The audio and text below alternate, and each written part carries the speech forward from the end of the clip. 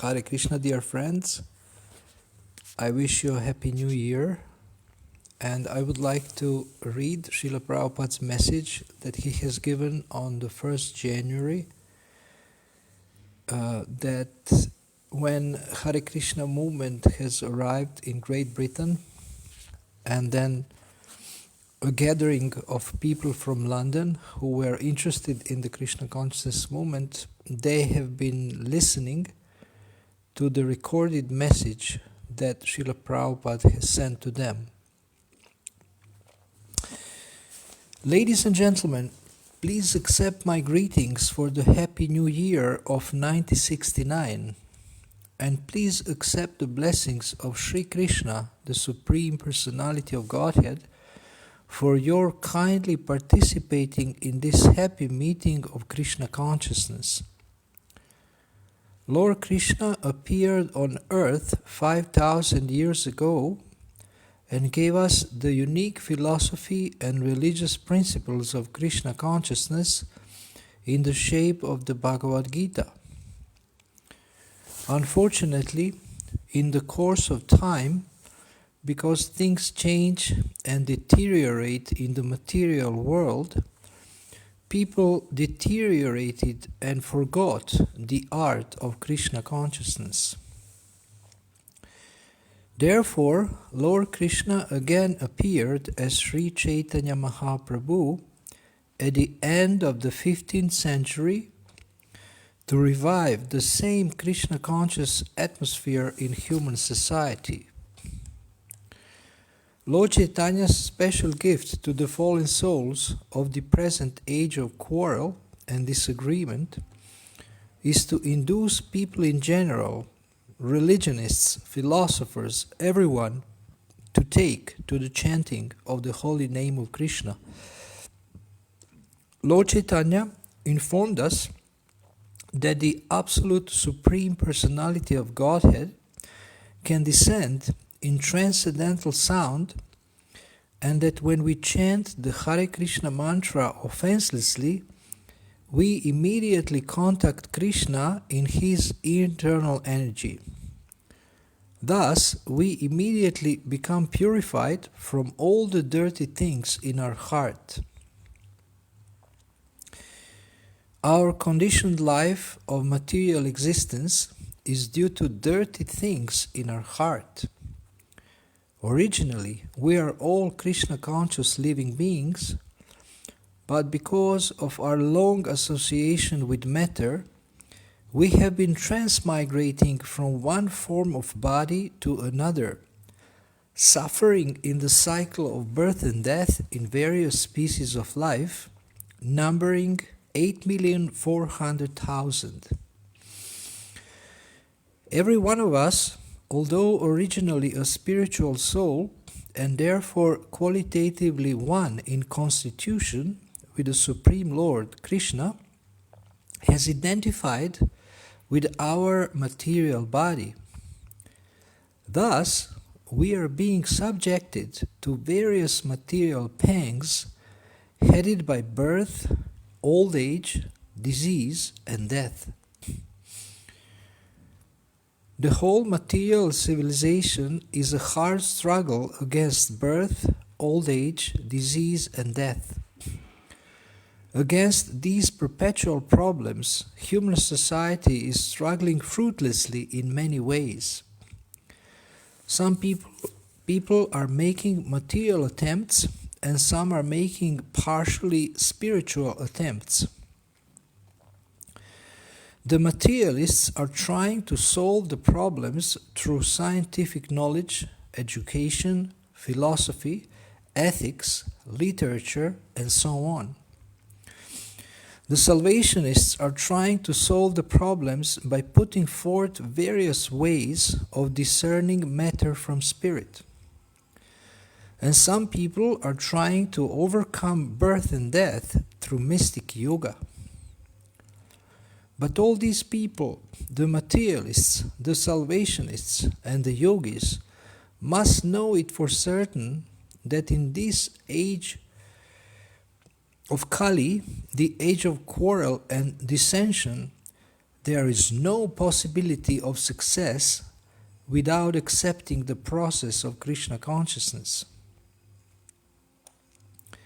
Srila Shukadeva Goswami, the speaker of the Srimad Bhagavatam, has therefore recommended that whether you are a fruity worker, a salvationist, or a mystic yogi, if you actually want to be freed from the pangs of material existence, you must take to the process of chanting Hare Krishna, Krishna Krishna, Hare Hare, Hare Rama, Rama Rama, Hare Hare.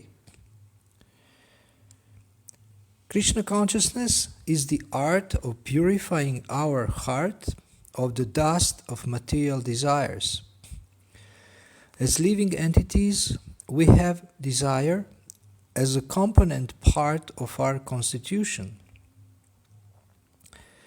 Therefore, we cannot stop desiring, but we can purify our desire. Killing desire is no solution, but curing desire, the diseased condition of desire, is the right solution. And when the dust of misunderstanding is cleared from our heart, we can see our real position and make steady progress toward the ultimate goal of life. We have forgotten that the ultimate goal of our life is to revive our lost relationship with God or Krishna. To revive that relationship, we should execute all of our activities in Krishna consciousness. We do not ask you to cease your present occupational duties. We simply recommend that you execute those duties in Krishna consciousness. Lord Sri Chaitanya Mahaprabhu never recommended that one change his position in life. Rather, he favored the process of staying in one's position and hearing about Krishna from a bona fide source. To arrive at the real goal of life, one should give up the artificial process of philosophical speculation and instead submissively hear about the philosophy of Krishna consciousness, which is contained in Vedic literatures such as the Bhagavad Gita and Srimad Bhagavatam. If one submissively chants the Maha Mantra, Hare Krishna, and hears without any misinterpretation the message of Krishna as it is given in the Bhagavad Gita, then one does not have to change his position by some artificial method. Simply by chanting and hearing about Krishna, you will come to the transcendental position in which you can know God, His name, His form, His qualities, His pastimes, His paraphernalia, and so on. We are, however, misled at present by leaders who have very little connection with God or Krishna. Some of them deny the existence of God. Some of them try to put themselves in God's place. Some of them, utterly hopeless and frustrated at being unable to reach any right conclusion, think that ultimate goal of life is void or zero. But Krishna consciousness is solid ground for understanding God directly by the simple method of chanting His holy name. Misled by spiritually blind leaders, people in general, who themselves are spiritually blind, have failed to achieve their desired success. But here is a method, Krishna consciousness, that is directly offered by Krishna.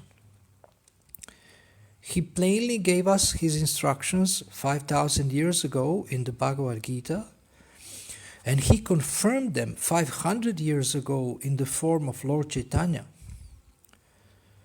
So the Krishna consciousness movement is a great art of life, very easy and sublime. The Krishna consciousness movement gives you everything you want without any artificial endeavor. It is transcendently colorful and full of transcendental pleasure. We prosecute Krishna consciousness through singing, dancing, eating, and hearing philosophy received through the authorized disciplic succession of spiritual masters coming down from Krishna himself. Therefore, Krishna consciousness gives us complete spiritual success without our undergoing any artificial change of our natural instincts. Consciousness is already in you, but it is now dirty consciousness. What we have to do now is cleanse our consciousness of all dirty things and make it pure consciousness, Krishna consciousness. And we can easily do this by the pleasant method of chanting the glorious holy name of God, Hare Krishna, Krishna Krishna, Hare Hare, Hare Rama, Rama Rama, Hare Hare.